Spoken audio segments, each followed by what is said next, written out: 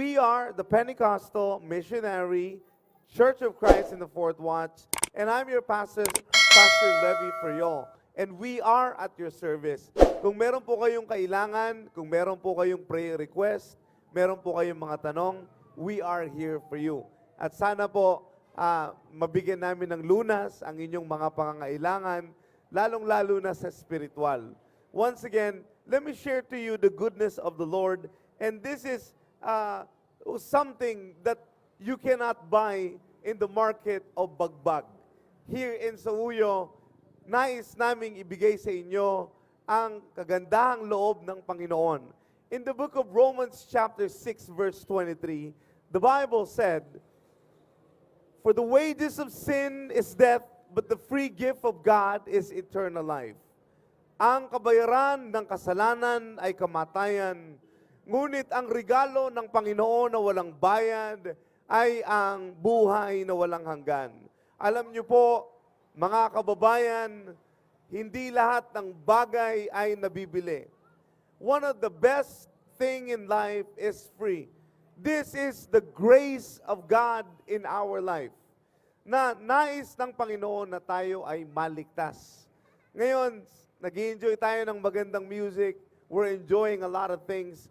To all the riders, to all the motorists right now, to all the vendors, to all our listeners, there are good things in life that we are able to experience.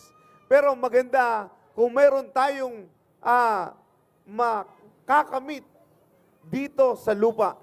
Walang iba kung hindi ang regalo ng Diyos sa atin. Bakit? Ang Diyos ay mabuti. Alam ng Panginoon ang ating pangangailangan.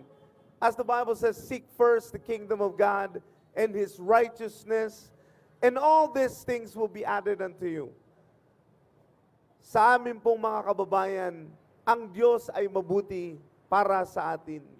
At ang nais ng Panginoon, hindi lamang kayo pagalingin, hindi lamang kayo pagpalain, you know?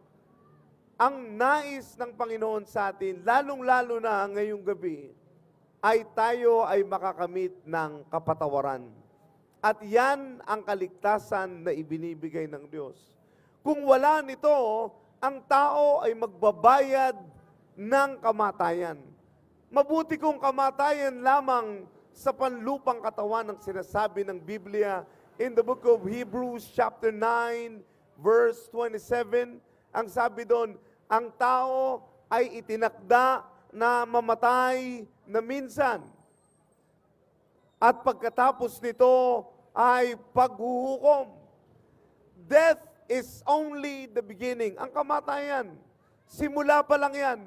Pagkatapos niyan, ang tao ay haharap sa hukuman ng langit. At diyan makikita ang lahat ng ating kasalanan. At sa dami ng kasalanan ating nagawa, ang kahahantungan, ang kabayaran ng kasalanan ay kamatayan doon sa impyerno na lahat ng masama ay ibubulid. Ngunit dahil ang Diyos ay mabuti, ang nais ng Panginoon ay ang bawat isa sa atin na nakikinig ng salita ng Diyos, ang kanyang panawagan na tayo ay makakamit ng walang bayad na regalo ng Diyos sa atin. Walang iba kung hindi ang buhay na walang hanggan. Alam niyo po mga kapatid, mga kababayan, mga kaibigan, ang kasalanan ay magdudulot ng kamatayan. At ito ay universal. Ilagay mo ang kasalanan sa lahat ng bagay. Ito ay masisira. Ilagay mo ang kasalanan sa trabaho, masisira yan. Ilagay mo ang kasalanan sa pamilya, mawawasak. Ilagay mo ang kasalanan sa relasyon, lalong-lalo na ngayon, Valentine's. Maraming pinaasa, maraming nasaktan. There are many hearts that are broken. Bakit? Pag ilagay mo ang kasalanan sa business, iyan ay masisira. Ilagay mo ang kasalanan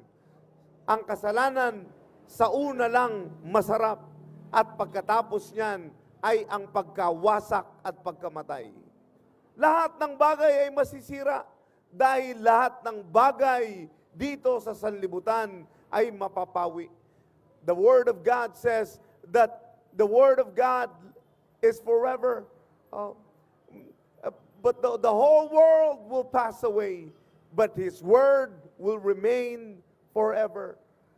But the good thing about this is, when you put salvation in your life, kanina, kung ilalagay mo ang kasalanan sa lahat, masisira.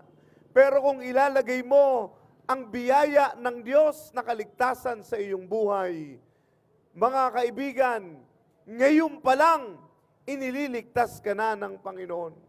Hindi ko alam kung bakit kayo nandito. Hindi ko alam kung ano ang nangyari. Maaaring napadaan lang kayo dito.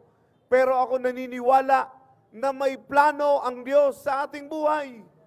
Ang inyong pagkadaan dito sa barangay ng Bagbag, dito sa market ng Bagbag, ay biyaya ng Diyos. Salamat, hindi ka idinako ng Diyos doon sa ospital. Salamat, hindi tayo na-disgrasya. Salamat, hindi tayo may sakit ngayon. Ang Diyos ay mabuti. Kung may plano ang Diyos, inaakay ka ng Panginoon. Ngayong gabi, napakabuti ang Panginoon. Kung sa tingin mo na inaakay ka ng Panginoon dahil ililigtas ka ng Panginoon, alam niyo po, ngayon pa lang, inililigtas ka na ng Panginoon. Lahat ng inaakay ng Panginoon, hindi lang ngayon ililigtas. Kahapon iniligtas ka, nung makalawa, nung isang linggo, buong buhay mo, ang Diyos ay naging mabuti sa atin. At yan ay kinikilala natin. Kung ang Diyos ang may hawak ng ating buhay, alam niya ang ating kinabukasan. Ang Diyos mabuti, ngayong gabi, inakay ka dito sa market ng Bagbag at nakapakinig ka ng salita ng Diyos na nagsasabing, mahal ka ng Diyos.